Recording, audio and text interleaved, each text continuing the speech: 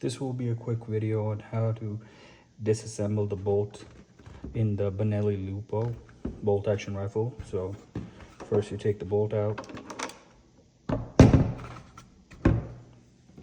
set this aside.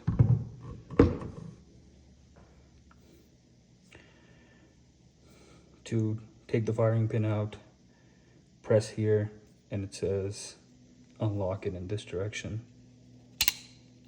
Pops it right out. This is your firing pin.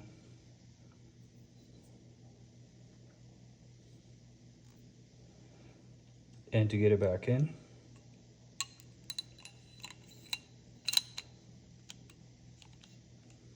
you have to use this tool. I put the electrical tape at the end of it to save the markings on the bolt.